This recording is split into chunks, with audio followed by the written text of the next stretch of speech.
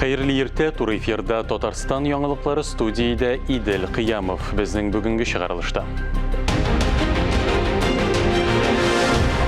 Мөгаллимнәргә мәдхия бүген халыкара укытучылар көне.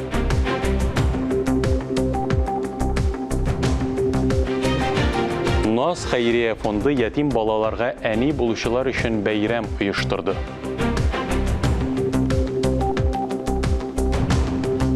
Авыллар яңара. Тәтеш районының Келәш авылында капиталь ремонттан соң мәдәният йорты ачылды.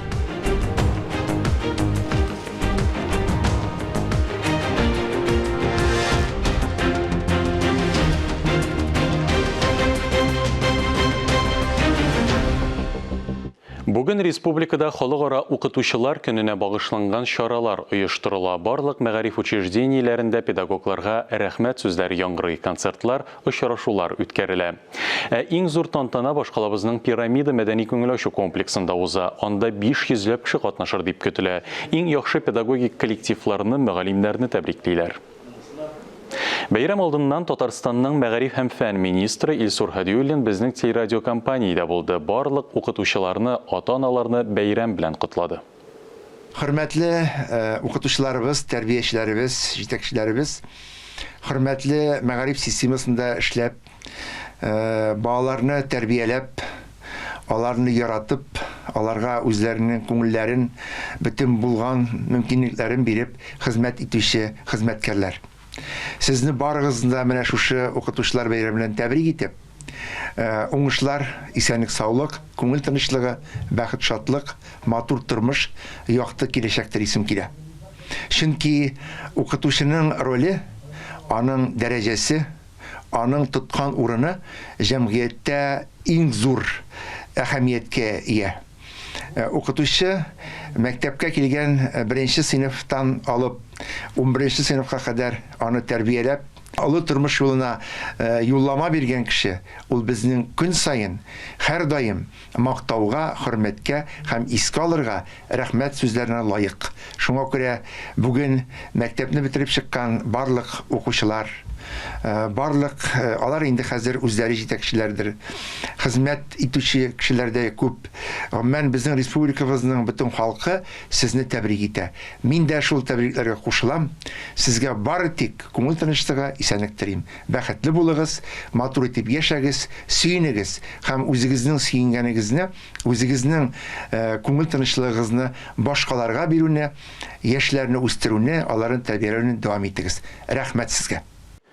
Татарстанның 6 мәктәбе Россиядә конкурентлыкка сәләтле мәктәпләр исемлегенә кергән.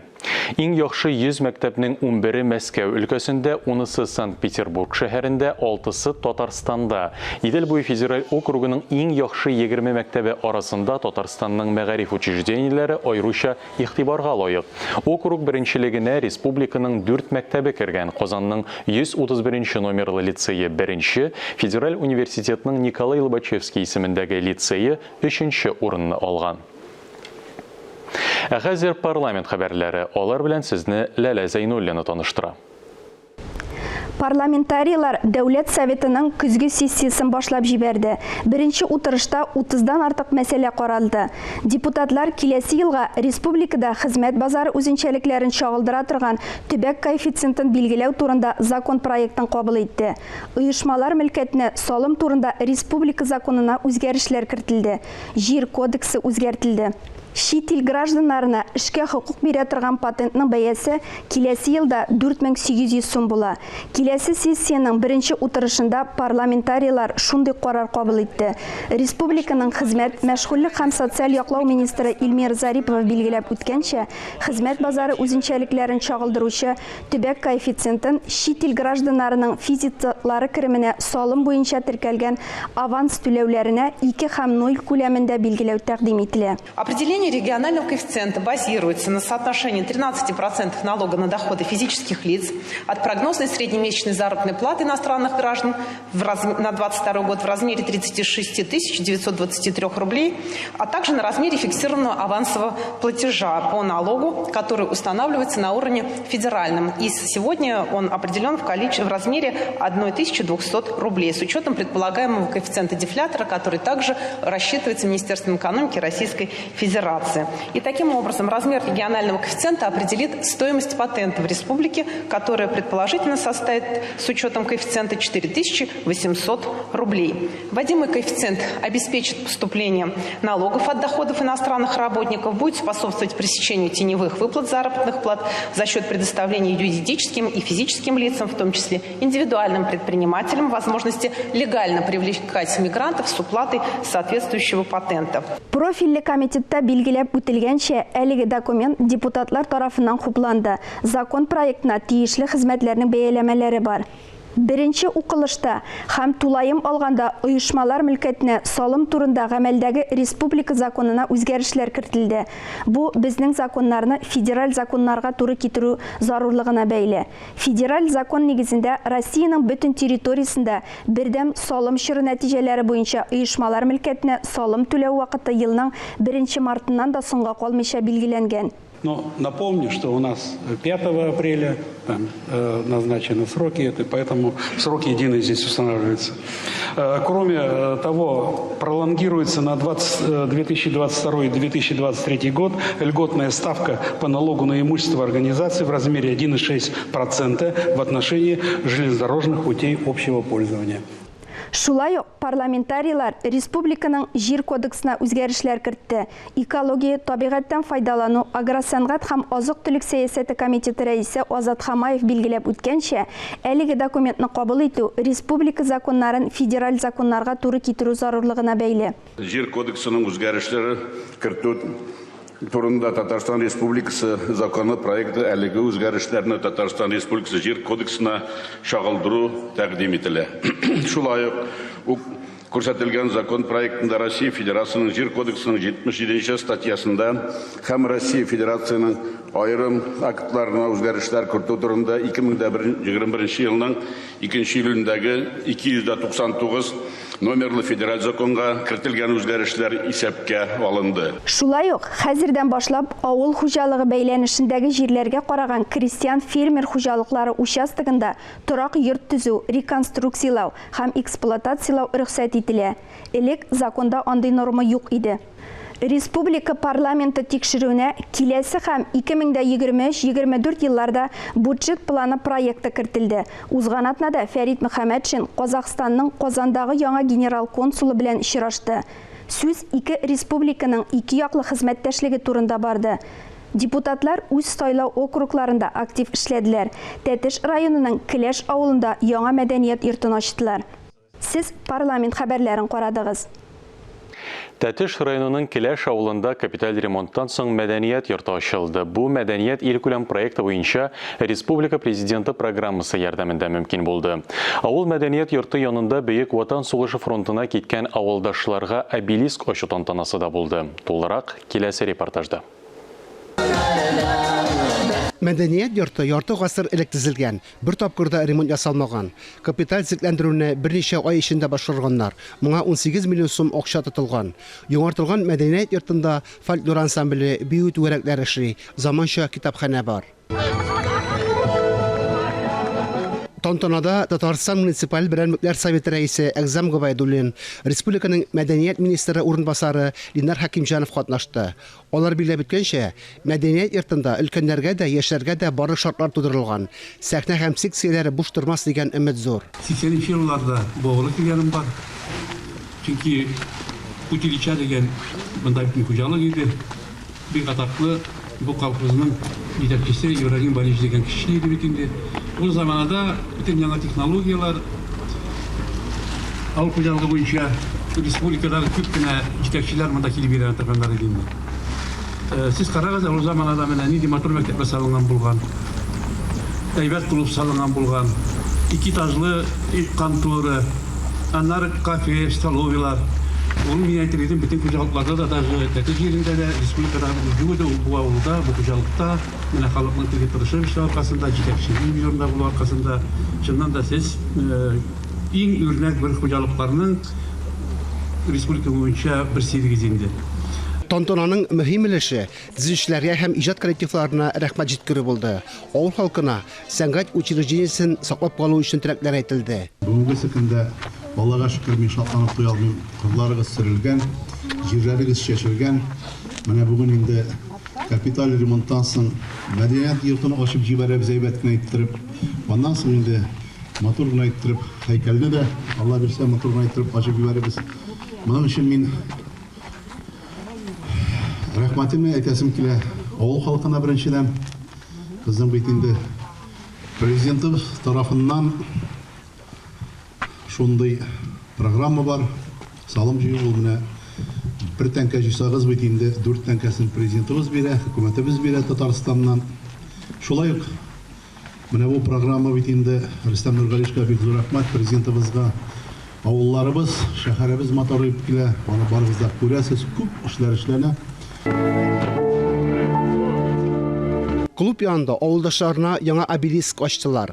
Киләштән берничә йөз кеше фронтка китә. Һәр икенчесе диярлек яу кырында мәңгелеккә ятып калган. Аларның якты истәлекләрен 1 минутлык тонлык белән искә алдылар.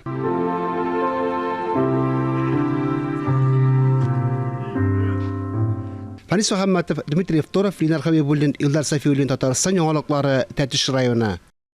НОС Хәйрия фонды Кайбыш районының күп балалы һәм ятим балалар тәрбияләүче әниләре өчен бәйрәм чарасы уздырды. Башкалардан үзгә язмышлы әниләр белән хәбәрчеләребез таныштырыр. Матур үзегез кебек чәчәкләр дә бирәбез. Алар арасында 3, хәтта 4 балага әни, әти дип әйтергә мөмкинлек биргән гаиләләр бар. Һәрберсе үзенчә гыйбрәтле. Кайбышның үзендә яшәүче Светлана Әүхәтшина мәсәлән, үзенең 3нче баласы авырганда исән-сау терелсә ятим бала алып үстерер идем дип нәзер әйтеп куя. Башта үзегезнең дә балаларыгыз күп дип бирмиләр, ә аннан бер юлы 2 бала алырга тәкъдим килә. Икесен дә аласыз мәллә диделәр инде. Караштык та инде анда бит юкта димисең, инде отказда биреп булмый. Тартырбыз микән дип тә эштән уйлап карадык инде. Барысында дип инде малайга да күңелсез булмас, бер туганнар ич дип инде риза булдык. Менә шулай итеп үстереп киттек. Хәзер инде кызыбызга 20 яшь, малай 9нчы сыйныфта укый инде. Әүхәтшиннарның үзләренең дә 5 бала, шуның өстәвенә 2 үксезне тәрбияләгәннәр. Бер үзе үскәч балаларым күп булачак дип хыяллана Света. Хыяллары чынга ашты. Бүген ул 7 бала анасы.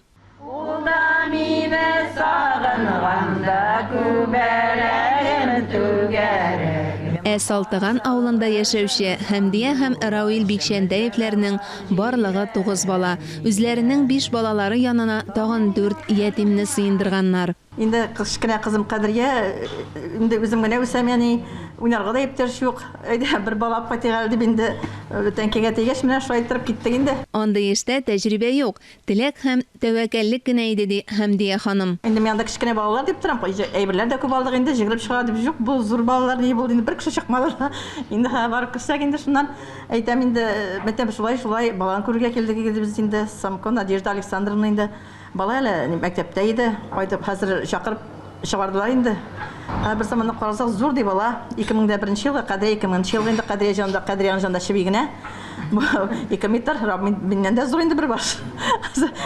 Кадрия сыңып китте инде, мин дә карап торам инде. Иптәшем әйтә, башта сорадылар, "Давай, кызым, кайтасыңмы?" диләр инде. "Кайтам" ди.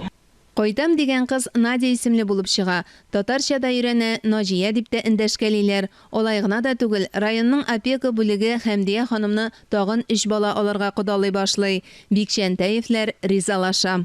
Аллаһ Тәгалә юк димәсенә, Аллаһ Тәгалә бар. Менә шу 3 бала килеп кергәч, Найда үзгәрде. Ул да әйтә, балаларны әни алып кайтыгы ди. Алып кайтыгы детдомга бирмәк диде. Менә аңда өлеше шука зур булды.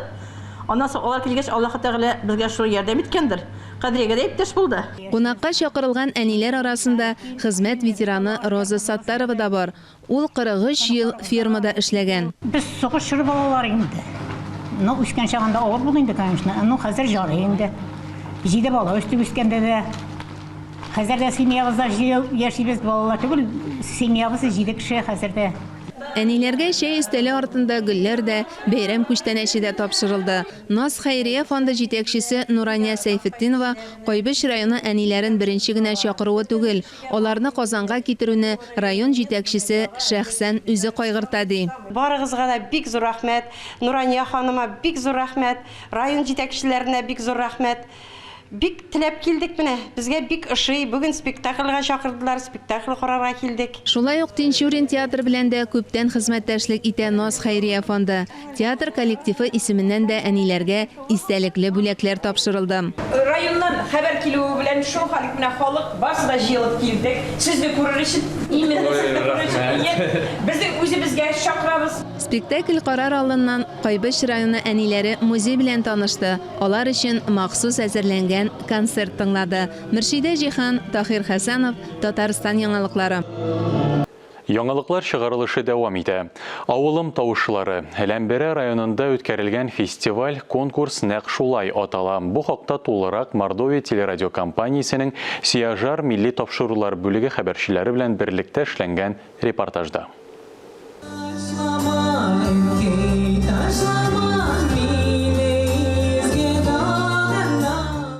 Әнә шундый мәктәп балалары да инде күркәм яшькә җиткән, өлкән яшьтәге милләттәшләребез дә катнашты җыр бәйгесендә.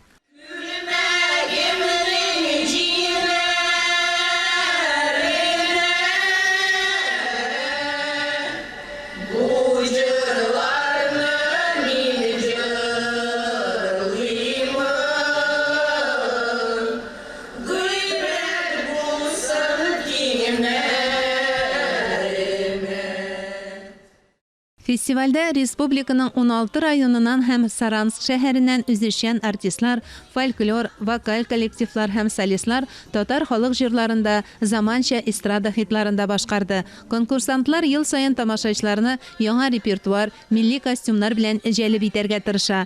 Нурҗихан Симаева фестивальдә 2нче тапкыр катнаша. Соңгы елларда уздыра идек Саранскида, быел инде үзебездә бик күп халык, бик зур теләк белән киттеләр бу конкурсына. Бүген инде үзегез күрәсез килделәр.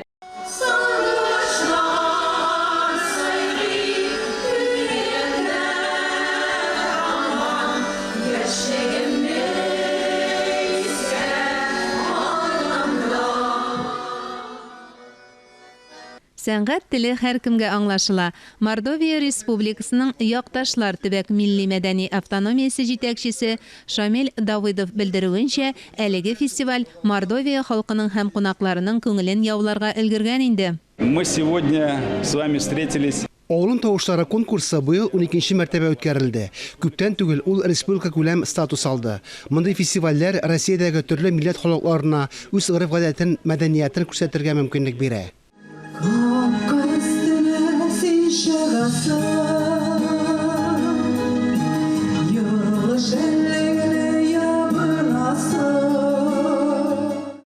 Авылым тавышлары бәйгесендә җиңү өчен түгел, милли сәнгатькә булган хөрмәт өчен катнашам ди Әлфия Максимова. Авылым тавышлары моңлы тавышлар. Татар җырлары моңлы була. Матур була. Шуңа күрә без тырышып бүген җырларбыз, иң яраткан җырларыбызны. Җиңүчеләргә бүләкләрне Республика халык иҗаты йорты, Ләмбирә районы администрациясе, Якташлар төбәк милли мәдәни автономиясе җитәкчелеге һәм Юлдаш крестьян фермерлык хуҗалыгы бергәләп әзерләгән.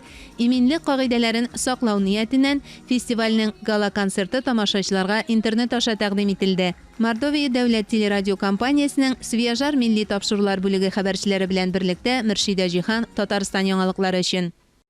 Россия тәмнәре төбәк азык-төлек продуктлары брендларының ил күләм конкурсы 2нче тапкыр уздырыла. Быел Татарстаннан 17 предприятие катнаша, алар арасында ит ашамлыклары, милли тәм-том, сыр, виноград эчемлекләре җитештерүчеләр дә бар. Татарстан авыл хуҗалыгы һәм азык-төлек министрлыгы хәбәр иткәнчә, ошаган бренд өчен 20 октябрьдән 7 ноябрьгә кадәр экранда күрсәтелгән сайт буенча тавыш бирергә була.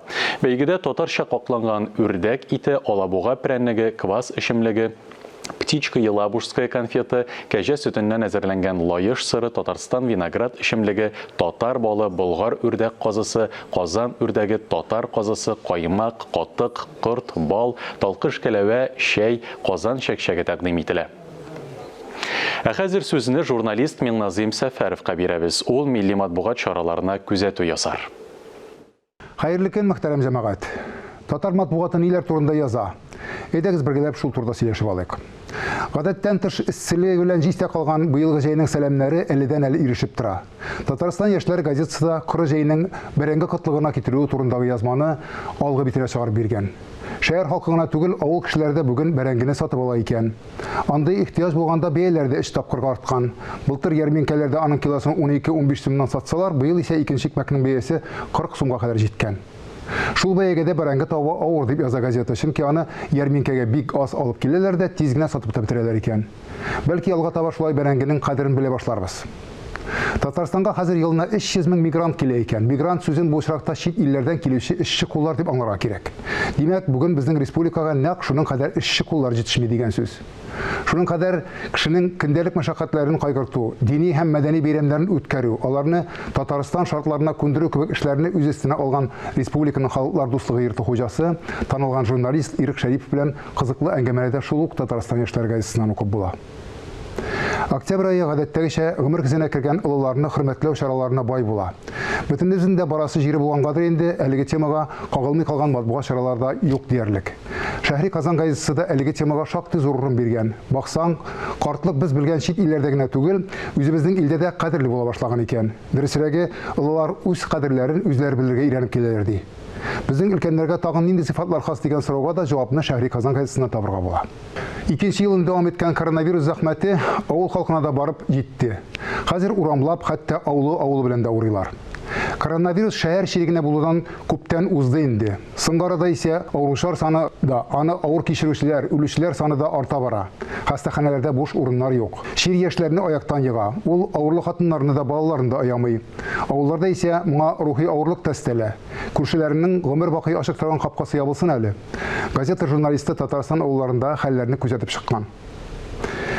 Күптән түгел генә булып узган милләт җыенында һәр татарны уйланырга мәҗбүр иткән чыгышларның берсе мөгаен Казахстаннан килгән татар галиме, Туран университеты профессоры, Казахстанның татар-башкорт конгрессы рәис урынбасары Гриф Тимирзахит улы Хайруллинники булгандыр.